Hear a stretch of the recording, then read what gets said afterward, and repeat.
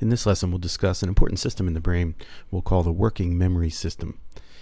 This is a memory system that operates over a few seconds, so it's a short-term system, and we can think of it as a sort of a temporary storage or a buffer for information. What's in our working memory may be stuff we're looking at and hearing and dealing with and thinking about in the moment. We may have retrieved a memory that can be loaded up into the working memory system. We might have our current goals in the working memory system so we can stay on track. Working memory can be used to manipulate information. We might be doing mental math, for example. It is closely associated with those brain systems that help us focus attention. So it's a really important system in the brain. Now, recently we've learned about two neurological patients who have taught us much about human memory. HM, those were his initials, and most people knew of him by his initials for privacy reasons. He died in 2008. His name was Henry Mullison. A more recent example of a memory disturbance is Clive Waring. Now, both of these individuals had normal perceptual abilities, so they could see and hear, and they could recognize their loved ones, for example, and they both could carry on normal conversations. To carry on a conversation requires that you temporarily store information about what the person just said to you so you can intelligently respond to what they just said, and that requires an intact working memory system. So we're going to use a computer analogy to help us understand these memory systems in the brain. In a computer, there is a hard drive, and the hard drive is the long-term memory system. It has a large capacity to store information, but it's relatively slow in terms of accessing that information. The disk has to spin and this arm has to move around. So it's sort of a slow access, but a large storage capacity. Now, scientists think brains have long-term memory systems, of course, and they believe that the cerebral cortex is the sort of primary hard drive for most of our memories. So there's a lot of surface, a lot of real estate on the surface of the brain, cerebral cortex, and so I've put kind of just, pretty much everywhere here. Scientists think there will be memories stored of various kinds. Another kind of memory in a computer is the RAM memory.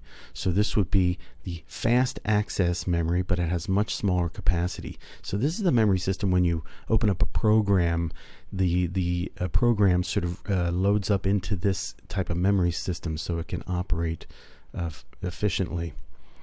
In brains, scientists using sort of brain scanners and fMRIs and such have identified a couple of areas in the frontal cortex and in the parietal cortex that seem to be turned on when we're doing tasks that involve working memory. Now, the two systems in a computer, of course, interact. So what is in the RAM here, that information can be written to the hard drive, and then what is on the hard drive can be read and then loaded up into the short-term memory system, the RAM. So these two memory systems interact as we use our computer.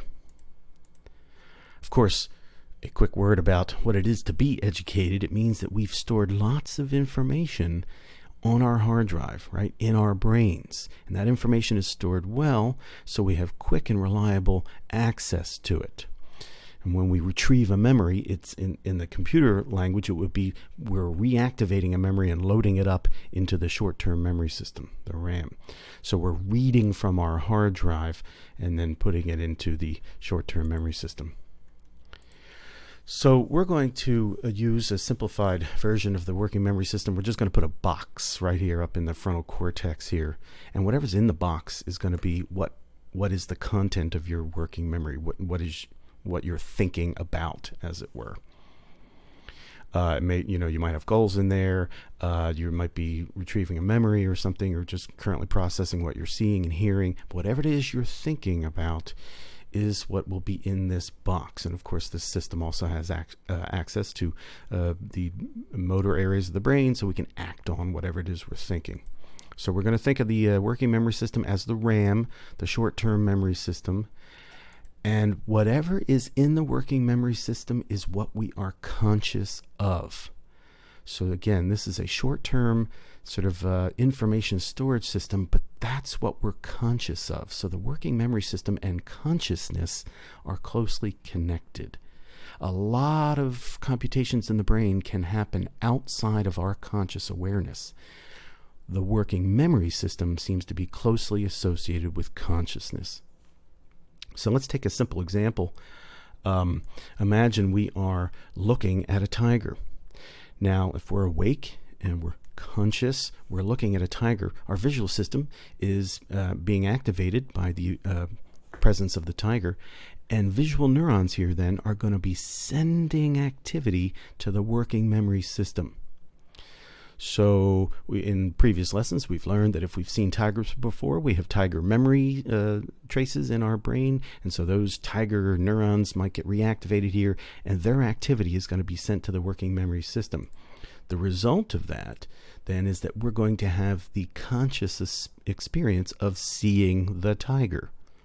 Right? So when we say we see something, we're conscious of seeing something, that's due to the fact that the visual system has successfully communicated the results of its processing up to the working memory system, and so now we're enjoying a conscious perception of the tiger. Now, in reality, the bits of the brain that send information to the working memory system, well, it's a two-way communication process. So the neurons in the visual system send signals along their axons up to neurons in the frontal cortex to the working memory system, and those neurons in the working memory system can also send signals back to the visual cortex. So we've got sort of loops of neural activity going on, and that activity in those loops is sustained so long as we're looking at that tiger. Of course, our world can be more complicated. We could be seeing the tiger, but we also might be petting the tiger. So we're feeling the tiger, and maybe it's roaring or purring or something. So we can have complex events loaded up into our working memory system. Notice the touch of the tiger then, if we're consciously aware of it, it's because the touch cortex is sending its information to the working memory system. If we're consciously hearing the roar of the tiger, the auditory neurons are sending signals to the working memory system. So we have a rich conscious experience of an event.